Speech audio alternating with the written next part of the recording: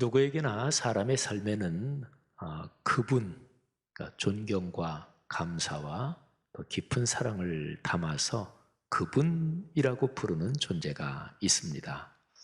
내 삶을 응원하고 지지해주는 사람, 그 사람 덕분에 삶의 용기와 영감을 얻게 되는 그런 분 말입니다. 여러분의 삶에는 어떠십니까? 여러분의 삶에서 그분, 이렇게 부를 분이 누구입니까? 사람과의 관계에서 어떤 사람을 생각하면서 그분 이렇게 우리가 생각을 하고 감사하지만, 그런데 신앙인에게는 궁극적으로 삼위일체 하나님이 바로 그분이고 그런 존재이십니다. 창세기 13장에 기록된 아브라함의 그 상황은 그의 인생에서 아주 중요한 고비였습니다. 삶의 미래가 불투명하고 또 불안한 그런 처지에서 아브라함은 고심하고 고민하고 있었습니다. 그때 하나님께서 말씀을 주십니다. 전에 아브라함에게 이미 주셨던 약속을 다시금 확인하며 힘을 주십니다. 그리고 하나님은 아브라함의 시각을 교정하며 시야를 넓혀주십니다. 이게 참 중요합니다. 사람이 어떤 상황에 빠져서 판단을 잘못하고 또는 오히려 더 어려운 상황으로 빠지는 그런 경우에 그거는 보는 시각이 잘못되어 있고 시야가 좁기 때문에 그렇습니다. 성공하는 사람, 또 삶이 아름답고 행복한 그런 사람은 시각이 훌륭합니다. 시야가 넓습니다. 하나님은 아브라함을 만나셔서 아브라함의 시각을 교정하며 시야를 넓혀주십니다. 하나님은 말씀을 통해서 아브라함을 만나십니다. 하나님이 사람과 만나주시는 것, 하나님의 임재와 현존이지요. 하나님의 임재와 현존은 사람 삶에 결정적인 전환을 일으킵니다. 그리고 하나님은 말씀을 통해서 임재하고 현존하십니다. 아브라함은 하나님과의 만남을 통해서 자기 삶을 하나님께서 전적으로 이끌며 섭리하고 계시다는 것을 확신합니다. 하나님께서 아브라함에게 주신 깨달음 또는 아브라함에게 주신 가르침을 네 가지 요점으로 정리할 수 있습니다. 첫 번째 요점, 그거는 아브라함이 자기 자신을 성찰하게 하신 그런 하나님의 은혜입니다. 통상적으로 보면 어려운 상황에 빠질 때 사람은 보통 그 원인을 자신 밖에서 찾습니다. 타인이나 환경에 책임을 돌립니다. 지혜와 덕이 있는 사람 또는 성공하는 사람은 그렇게 안 합니다. 어려운 상황에서 무엇보다 먼저 자신을 성찰합니다. 자신의 자세와 태도를 점검합니다. 그리고 거기에서 내가 이런 게 잘못됐지, 내가 이런 걸 놓쳤구나. 말하자면 자기 자신 스스로의 변화를 경험하고 변화된 눈으로 다시금 자기 삶과 세계를 바라봅니다. 삶의 어려움이나 실패를 일으킨 주된 원인을 찾으면서 다른 어떤 사람을 불평하고 섭섭하고 원망하는 마음으로 아이고 그 인간 이렇게 부르지 않는 게 참 중요합니다. 그러니까 자기 밖에서 그 원인을 찾지 않는 것이 중요합니다. 내 삶에 어려움을 일으키는 그 인간은 바로 나 자신입니다. 이건 사실입니다. 이 점이 명백해지면 상황이 다 잘 보여요. 사실을 인정하면서부터 해결의 길이 보이기 시작합니다. 그러니까 자신이 출발점입니다. 한 사람 그 자신은 그 자신이 세계요, 그 자신이 우주라고 이야기할 수 있습니다. 의미 있고 설렘이 있는 아주 좋은 일을 시작하는 지점은 언제나 여기 나 자신입니다. 다른 곳에는 없습니다. 자기 생각과 태도의 변화가 그게 바로 변화의 시작입니다. 자, 첫 번째 요점이 이거예요. 너 자신을 잘 성찰해라. 하나님께서 아브라함에게 가르쳐 주신 두 번째 요점은 내가 서 있는 여기 이 자리가 중요하다는 것입니다. 내가 있는 이 자리. 사람은 살면서 비교의식이 필요할 때도 있습니다. 하지만 엇나간 비교의식은 사람 삶에서 가장 큰 병의 하나입니다. 남의 떡이 커 보이지요. 인간의 욕심이고 통속적인 심리입니다. 남이 서 있는 저 자리가 자꾸만 부러워 보이고 또 내가 옛날에 이렇게 했으면 그 자리는 내 건데 말하자면 내가 놓친 그 자리를 아쉬워하면서 그러면서 정작 내가 있는 나의 이 자리를 소홀히 여기고 가볍게 여기고 불평불만하는 것, 이거는 참으로 어리석은 일입니다. 나의 이 자리가 의미 있는 삶의 출발점입니다. 사람은 엄밀하게 말하면 여기에서만 살지 여기에 있으면서 동시에 저기서 산다 그런 건 없잖아요. 그러니까 여기 이 자리를 놓치면 그것은 토대를 잃어버리는 것이 됩니다. 여행을 한번 생각해 보세요. 여행을 왜 가나요? 새로운 마음으로 여기 이 자리로 돌아오기 위해서입니다. 물론 일상에 다람쥐 쳇바퀴 돌아가는 이런 거에서 좀 벗어나고 기분 전환도 하고 스트레스도 풀고 여행의 참 중요한 목적이지요. 또 식견도 넓히고 시야도 또 새롭게 하고. 하지만 여행에서 참 중요한 것은 이 자리로 새로운 마음으로 돌아오기 위해서입니다. 여행지에서 계속 살 수는 없습니다. 그러면 그건 여행이 아니지요. 아예 글로 이사 가는 거니까. 여행은 결국은 집으로 돌아옵니다. 여행의 유익이 여러 가지인데 그중에 내 집, 내 일상이 참 소중하구나 이것을 깨닫게 하는 게 여행의 핵심입니다. 은혜 받은 사람이 그렇습니다. 은혜 받은 사람들의 공통점은 자신이 있는 이 자리에서 천국의 행복을 누리는 것입니다. 찬송가의 가사처럼 내 영혼이 은총 입어 중한 죄짐 벗으면 그러면 슬픔 많은 이 세상도 천국으로 변합니다. 그러니까 내가 전에는 나의 이 자리가 슬픔이 가득한 곳이고 불평불만이 가득한 곳이었는데 그런데 은혜를 받고 나니까 눈이 달라지는 거예요.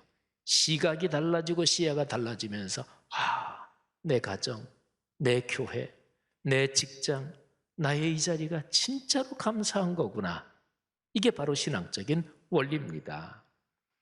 매일 아침에 일어나서 얼굴을 대하는 배우자 가족들, 세수하고 옷 입고 아침을 먹는 일, 출근해서 만나는 사람들, 내가 일하는 직장, 주일과 수요예배를 예배드리는 내가 섬기는 교회, 그리고 내가 사는 이 사회와 이 나라가 얼마나 고맙고 감사한지 그게 깨달아지는 것입니다.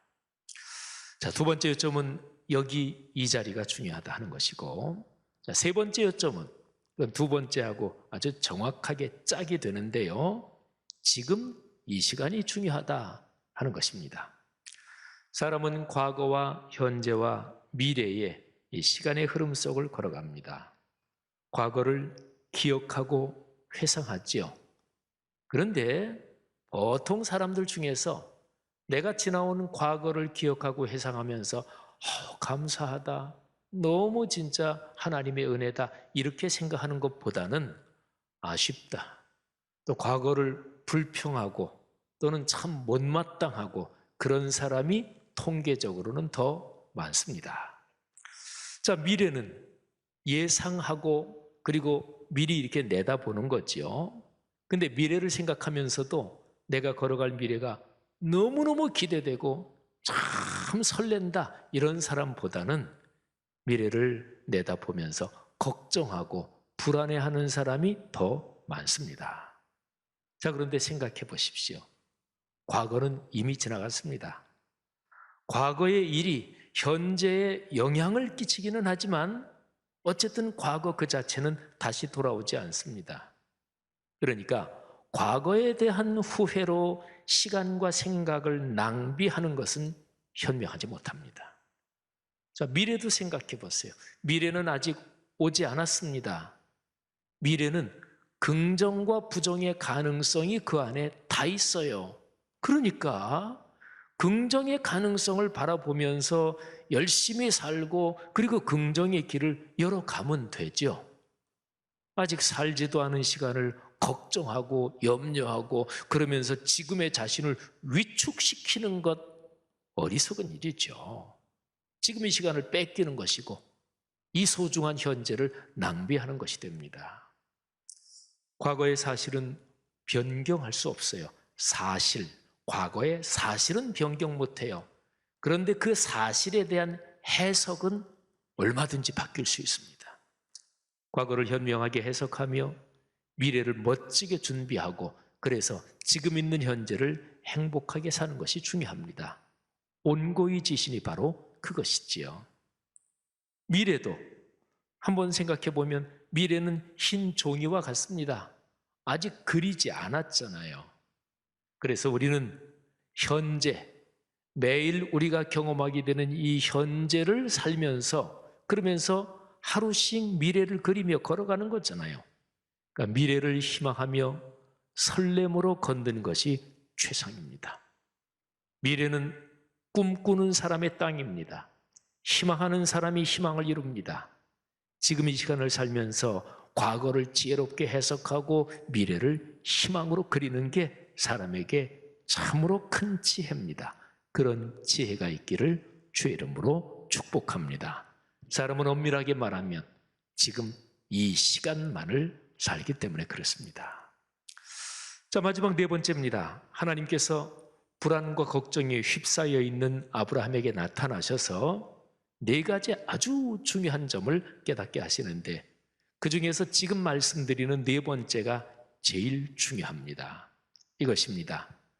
사람 삶의 모든 일이 하나님의 뜻에 걸려 있다. 물론 신앙을 갖지 않은 사람들, 그런 사람은 자기 생각으로 아유, 내 인생이 하나님의 섭리 안에 있다 그렇게 생각하지 않겠죠. 하지만 신앙인이든 신앙을 갖지 않은 사람이든 공통적으로 다 인정하는 게 있습니다. 삶이 내 뜻대로 안 되더라. 생각해 보세요. 어느 종교를 가졌든 또는 종교를 갖지 않은 사람이든 다 사람은 살면서 인생이 내 계획대로 뜻대로 되는 게 아니다. 이거는 공통적이잖아요. 그리고 어떨 때는 내가 계획하고 준비해서 요거는 100% 확실해. 그런데 그게 어그러질 때도 있어요. 너무너무 가슴이 아프고 너무너무 그 충격이 심하죠. 그런 것들을 사람들은 보통 뭐라고 얘기합니까? 운명이다, 행운이다, 팔자소관이다 이렇게 얘기하잖아요. 그래서 체념하는 게 지혜다, 시간이 약이다 이런 얘기들을 하는 거예요. 근데 그런 거를 신앙인의 언어로 표현하면 그게 바로 하나님의 섭리다 하는 것입니다.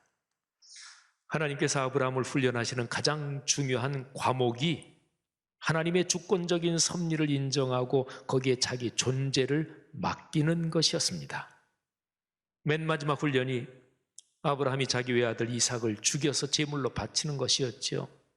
이것은 절대절명의 태도로 하나님께 죽음으로 순종하는 일이었습니다. 하나님의 섭리에 절대적으로 순명한다. 바로 그 훈련 과목의 마지막에 아들을 바치는 것이었어요.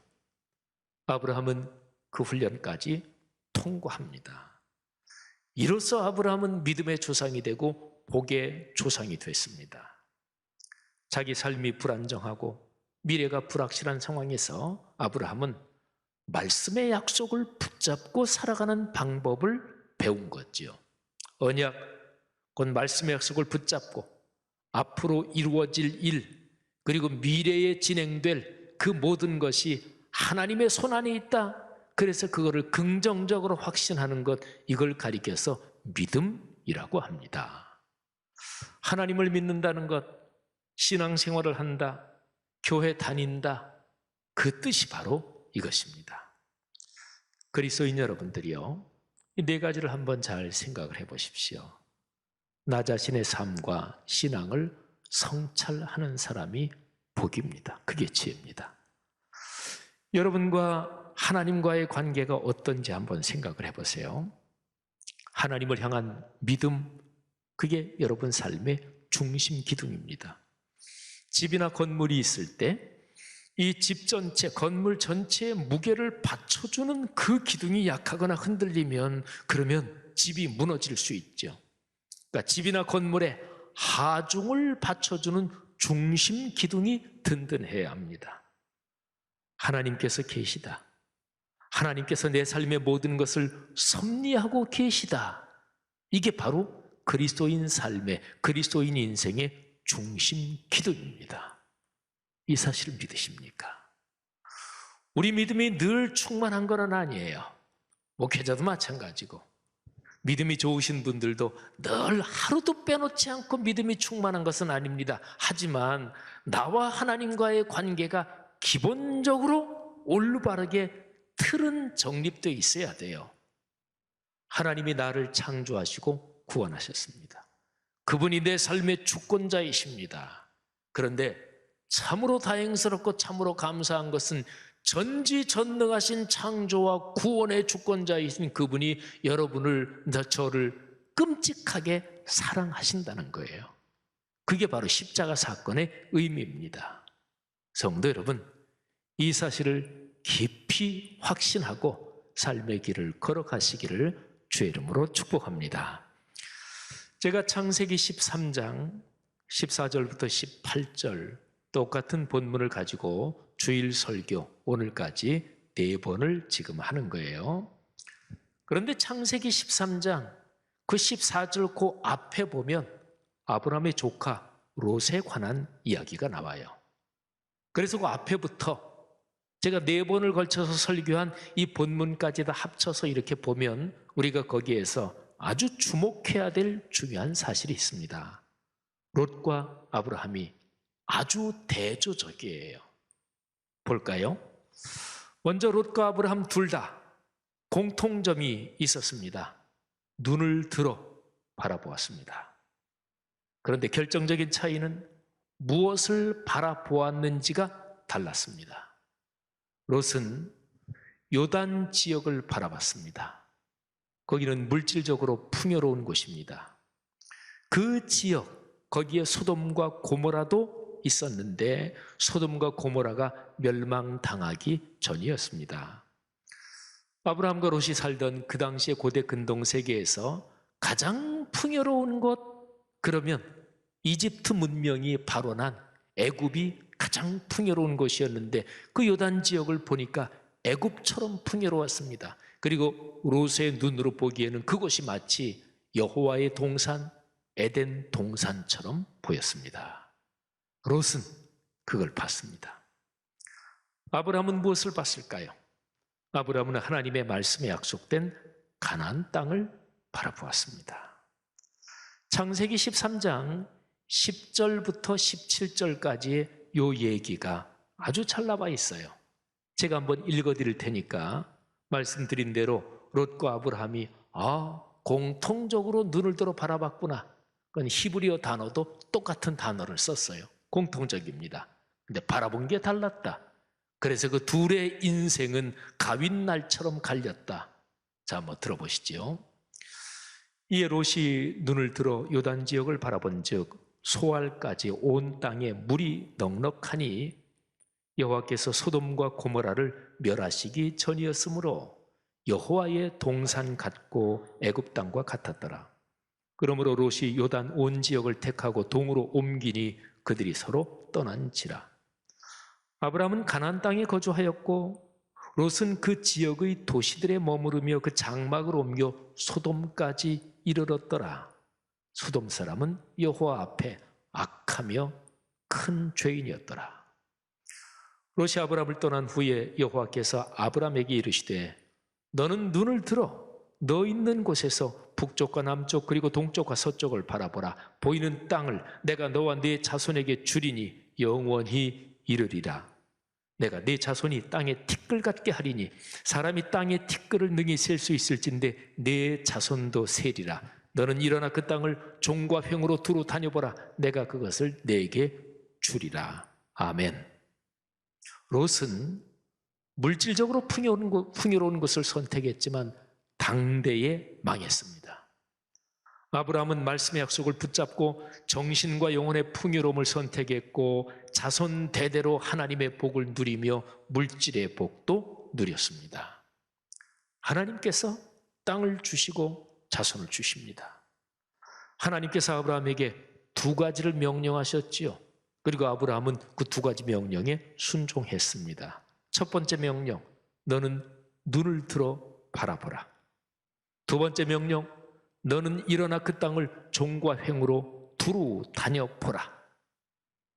아브라함은요, 자기 삶이 근본적으로 하나님께 걸려있다는 것을 다시금 신뢰하고 다시금 확신합니다. 하나님께 삶을 던집니다. 아브라함이 제단을 쌓고 예배를 드렸다 하는 기록이 바로 그 표시입니다. 여러분, 하나님이 내 삶을 전적으로 주관하신다. 내 삶의 모든 것은 궁극적으로 하나님께 걸려있다. 이거를 진짜로 믿는 사람은 예배의 자리를 소중히 여기고 예배를 정성을 다해 드립니다. 자, 제가 쉬운 예를 들어볼까요?